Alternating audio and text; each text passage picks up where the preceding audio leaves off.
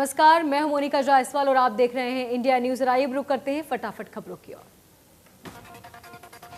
CM Manohar Lal ने सफाई मित्र उत्थान कार्यक्रम में शिरकत की। इस कार्यक्रम में प्रदेश भर से तमाम सफाई कर्मी पहुंचे, जिन्हें सीएम ने संबोधित किया।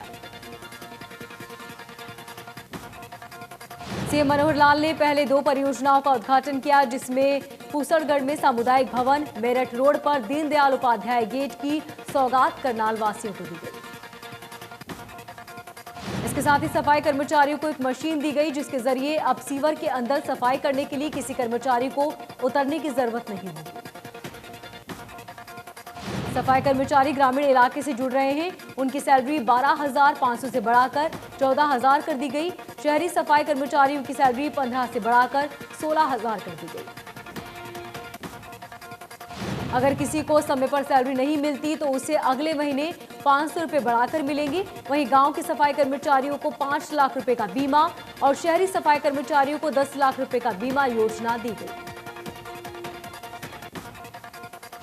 जेबीटी टीचर्स को लेकर दिए गए भूपेंद्र हुड्डा के बयान पर कैबिनेट मंत्री कंवरपाल गुर्जर का पलटवार। कहा, किसी भी पिछली सरकार ने जेबीटी टीचर्स की 14,000 भर्तियां की थी और फिर उन्हें ऑन रोड छोड़ दिया था, जिसको लेकर सभी टीचर्स सरप्लस हैं।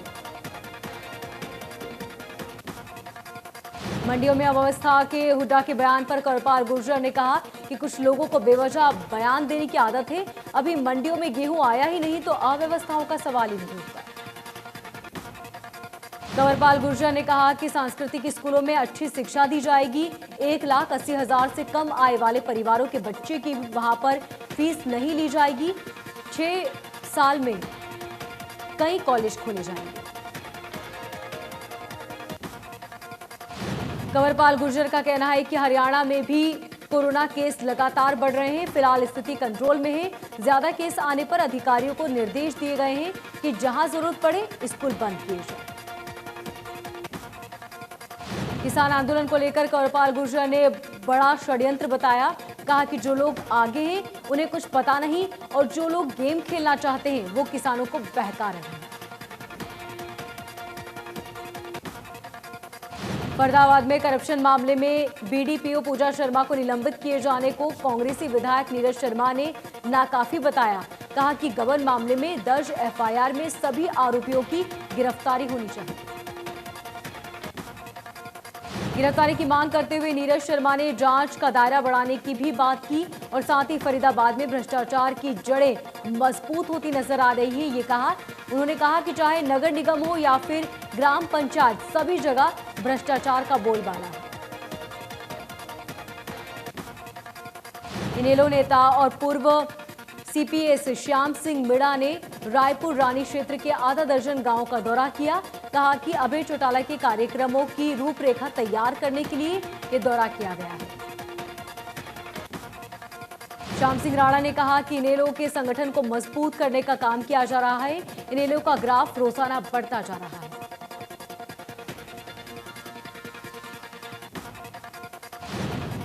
टोहाना के गांव बुटाना के पास अचानक से खदराई माइनर टूटने से फसलों में आगमय हो गई। मौके पर नहर के विभाग के अधिकारी पहुंचे और टूटी नहर को रोकने से बचाया।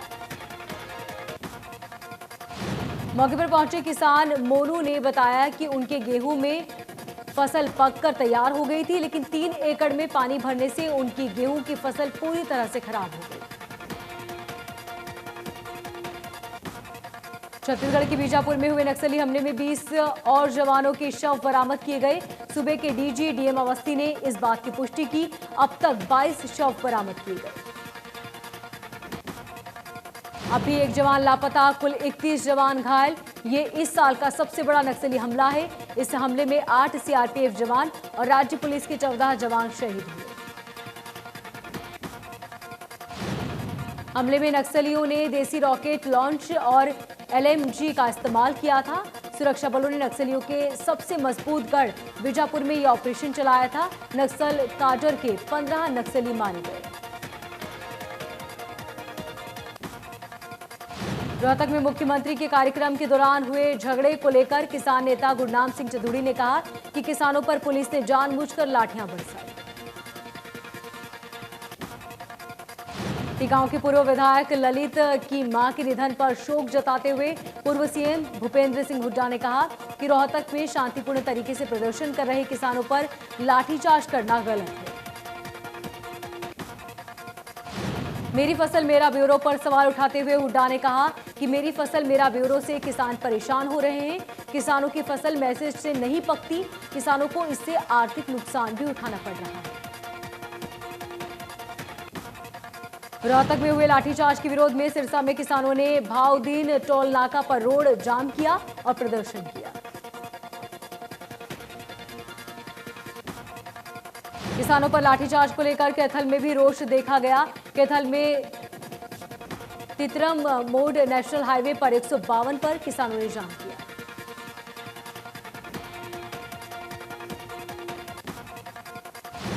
जिनमें भी किसानों ने जुलाना के पास जाम लगा दिया। किसानों का कहना है कि किसी भी वाहन को गुजरने नहीं दिया जाएगा जब तक सरकार उनकी मांगों को नहीं मान ली। पुलिस प्रशासन ने जाम खुलवाने की कोशिश की, लेकिन किसानों ने जाम नहीं खोला, जिसके चलते पुलिस ने नेशनल हाईवे के वाहनों को डायवर्ट कर गांव को रास्ता दिया। किसानों के रोड जाम के बाद एहतियात के तौर पर फतेहाबाद में रोडवेज ने बस सेवा बंद कर दी। रोडवेज ने बस की आवाजाही पर रोक लगा दी। इस दौरान बस स्टैंड पर यात्रियों की लंबी कतारें लग गई। यात्रियों को परेशानियों का सामना करना पड़ा। यात्रियों का कहना है कि अचानक रोडवेज की बस सेवा बंद होने के चलते काफी दिक्कतें हुई। रादौर में सरकार की खरीद नीति को लेकर आढ़तियों में नाराजगी देखने को मिली। अनाज मंडी एसोसिएशन के अधिकारियों की बैठक बुलाई गई, जिसमें खरीद पॉलिसी को लेकर आढ़ती का बड़ा फैसला लिया गया। एसोसिएशन के प्रदेश उपाध्यक्ष ने बताया कि सरकार नए प्रयोग कर आढ़तियों और किसानों को परेशान कर रही है। अगर सरकार बैठक कर बातचीत को कोई हल नहीं निकालती तो ठीक नहीं होगा।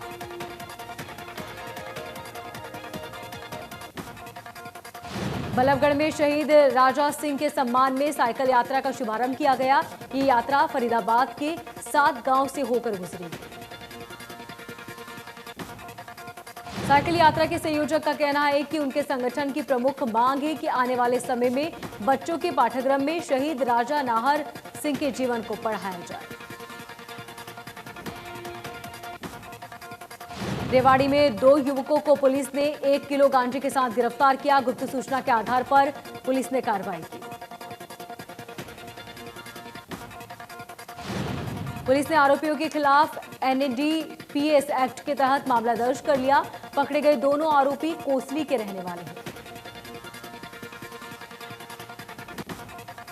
टोहाना में महिला का अश्लील वीडियो बनाकर ब्लैकमेल करके 3 साल तक दुष्कर्म करने के आरोपी बाबा और उसके साथी को पुलिस ने गिरफ्तार किया। आरोपी को अंबेडकर चौक से पकड़ा गया। बाबा ऑफिसर कॉलोनी में अपने मकान में चौकी लगाता था। इसी दौरान उसकी पीड़िता से मुलाकात हुई थी, जिसके बाद बाबा ने और उसके साथियों ने दुष्कर्म कर वीडियो बनाया था। बाबा अपने भक्तों को डिजिटल तरीके से लुभाने के लिए खुद का वीडियो सोशल मीडिया पर अपलोड करता था ताकि लोग उसके पास आए। बाबा के पकड़े जाने के बाद उसके वीडियो सोशल मीडिया पर वायरल हो रहे हैं।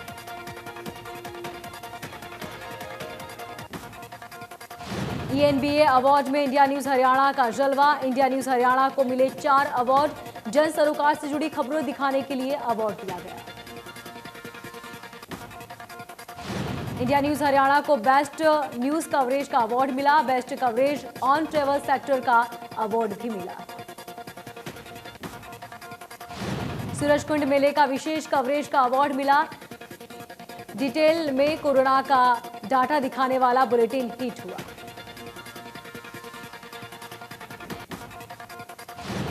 Best campaign for social cause का अवार्ड भी मिला। Best in depth series for region channel को भी अवार्ड मिला।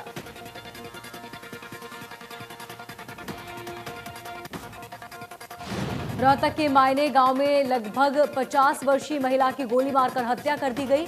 महिला का शव गांव के बाहर ट्रेन की पटरी पर पड़ा मिला। शुरुआती जांच में हत्या का शक महिला के देवर पर जताया जा रहा है। कुछ समय पहले देवर ने उसके बेटे की हत्या की थी, जिस मामले में देवर उम्र कैद की सजा काट रहा था और फिलहाल पैरोल पर बाहर आया था। पानीपत में बस अड्डे पर बस का इंतजार कर रहे यात्री की अचानक मौत हो गई। यात्री यूपी के रायबरेली का बताया जा रहा है। बस स्टैंड के इंचार्ज ने बताया कि व्यक्ति काफी देर से सोया हुआ था। उन्होंने उसे जगाने की कोशिश की, लेकिन जब वो नहीं उठा तो पता चला कि उसकी मौत हो चुकी है। भिवानी में दो बाइकों में टक्कर होने से सड़क हादसा हो गया। हादसे में युवक की मौत हो गई। युवक खेत में जाने के लिए घर से निकला था। आईटीवी नेटवर्क की एक और उड़ान पश्चिम बंगाल से जुड़ी तमाम बड़ी खबरों के लिए इंडिया न्यूज बांग्ला की लॉन्चिंग की गई। राज्यपाल जगदीप धनखड़ ने आईटीवी ग्रुप को शुभकामनाएं दी।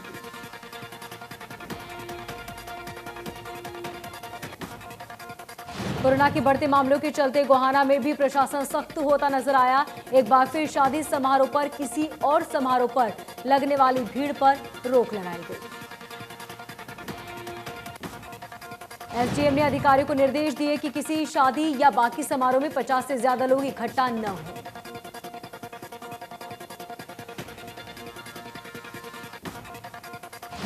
दो दिवसीय अरावली अंतर्राष्ट्रीय फिल्म महोत्सव के दूसरे संस्करण का उद्घाटन आईआईसीसी के सभागार में हुआ। इस मौके पर केंद्रीय राज्य मंत्री श्री कृष्ण पाल गुर्जर सहित हरियाणा सीएम के मीडिया सलाहकार अमित आर्य मौजूद रहे। उद्घाटन सत्र को संबोधित करते हुए कृष्णपाल गुर्जर ने कहा कि फिल्म का एक ऐसा माध्यम है जो जीवन पर बहुत गहरा असर डालता है।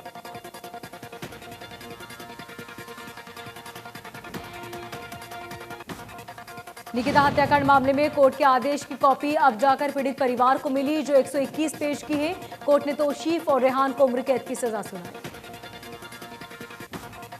अब निकिता के वकीलों का पैनल उस आदेश की कॉपी का अध्ययन करने के बाद आरोपियों को फांसी की सजा के लिए हाईकोर्ट में अपील करेगा। करनाल के अनाज मंडी में गेहूं की खरीद भले ही प्रशासन की तरफ से शुरू हो गई हो, लेकिन धरातल पर वो नजर नहीं आ रही। किसानों की मांग है कि उन्हें बिना मैसेज के गेट पास दिया जाए और उनकी फसल को खरीदा जाए।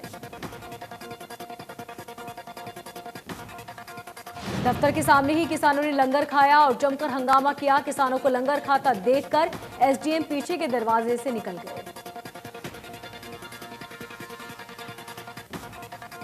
करनाल मार्केट कमेटी ऑफिस पर किसानों के धरने में पहुंचे डीसी और एसपी ने किसानों को भरोसा देते हुए कहा कि सभी किसानों की गेहूं बिना किसी रोक टोक के खरीदा जाएगा। 24 घंटे मंडी में ड्यूटी लगेगी। जो भी किसान मंडी में गेहूं लेकर आएगा उसको रोका नहीं जाएगा बिना शेड्यूल के। सभी अगर किसान गेहूं लाएगा तो उसको गेट पास मिलेगा। चरखी दादरी के बाबा स्वामी दयाल धाम पर पंचायत का आयोजन किया गया, जिसमें इलाके के खापे, सामाजिक और कर्मचारी संगठन और पदाधिकारी शामिल हुए।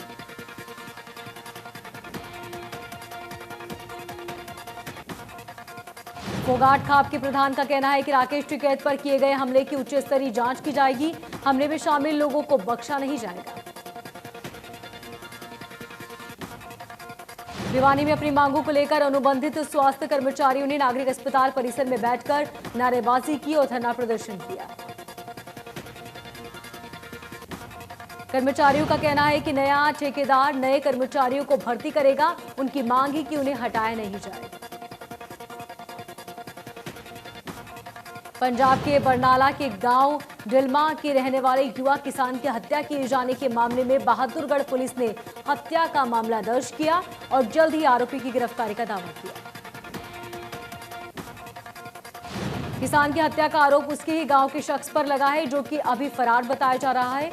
आरोपी की उसने शराब के नशे में वारदात को अंजाम दिया।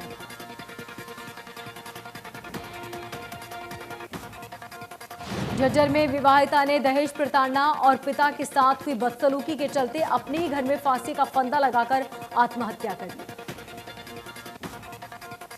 मृतका ने सुसाइड नोट में पति, जेठ, सास और ससुर की मौत को जिम्मेदार ठहराया।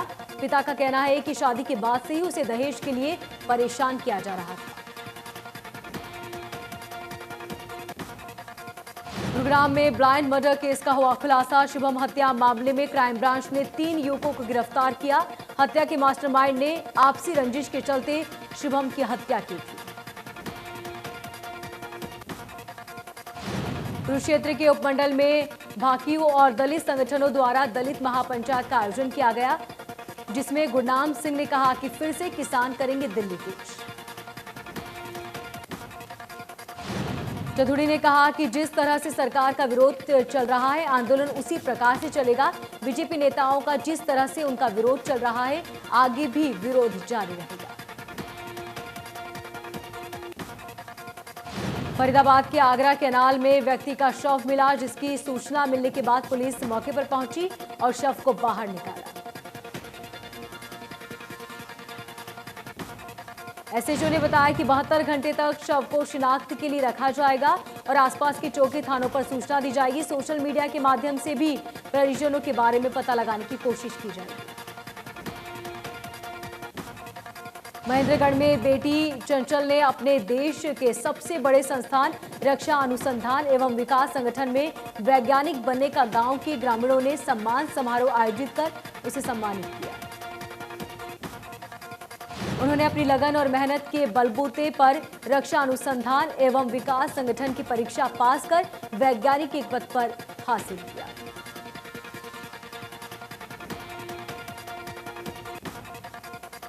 फरीदाबाद के ककड़ीपुर गांव के दबंगों की दबंगई देखने को मिली। दलित परिवार ने पंचायती जमीन पट्टे पर लेकर 7.5 एकड़ गेहूं की फसल बोई थी, लेकिन अब दबंगों ने दलित परिवार की फसल काट दी।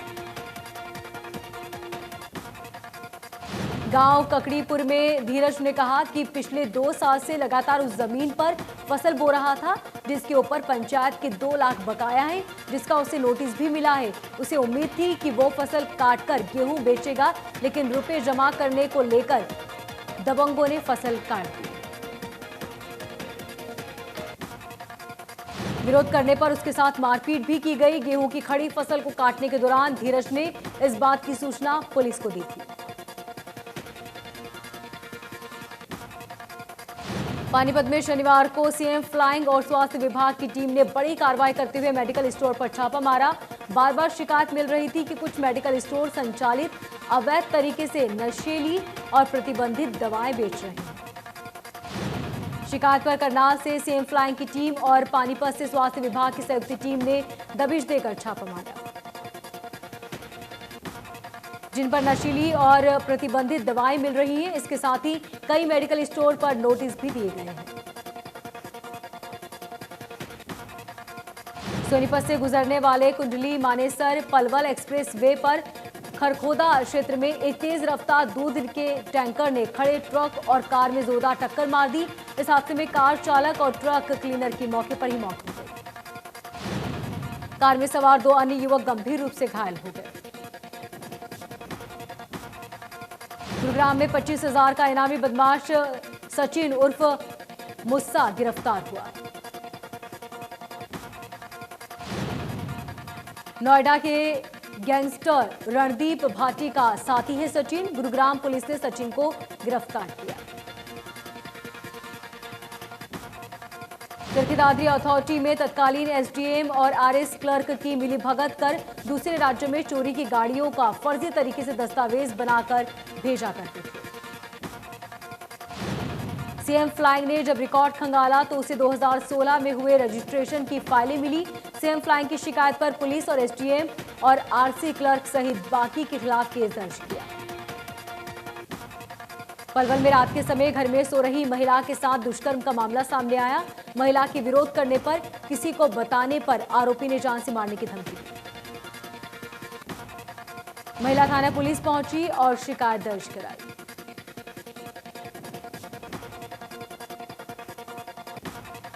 पलवल में स्थित विभिन्न अनाज मंडियों में 6,317 मीट्रिक टन गेहूं की खरीदी की गई।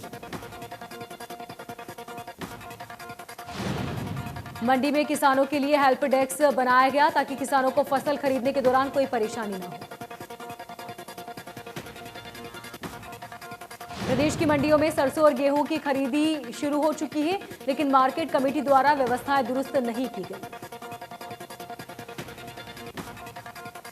इंडिया न्यूज हरियाणा की खबर का बड़ा असर, तिगांव खंड की बीडीपीओ पूजा शर्मा को सस्पेंड किया गया।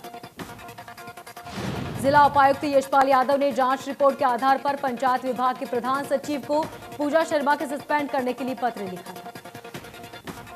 यमुनानगर में अतिक्रमण हटाने आई नगर निगम की टीम और व्यापारियों के बीच धक्का मुक्की हुई।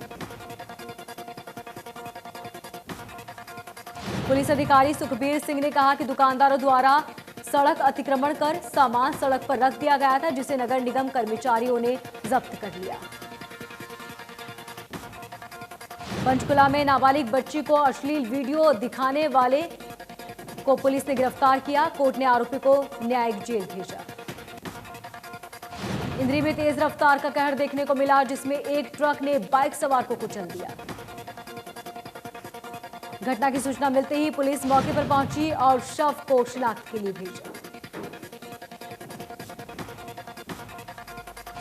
अमेरिकी संसद भवन के बाहर कार चालक ने बैरिकेड में टक्कर मारते हुए पुलिस अधिकारियों को कुचल दिया, जिसमें एक पुलिस कर्मचारी की मौत हो गई जबकि दूसरा घायल है। पुलिस की चलाई गई गोली से कार चालक घायल हो गया, जिसके बाद अस्पताल में उसकी मौत हो गई। घटना के बाद यूएस कैपिटल्स को सील किया गया। कोरोना के बढ़ते कहर और टीकाकरण की समीक्षा के लिए प्रधानमंत्री मोदी ने उच्च स्तरीय बैठक बुलाई।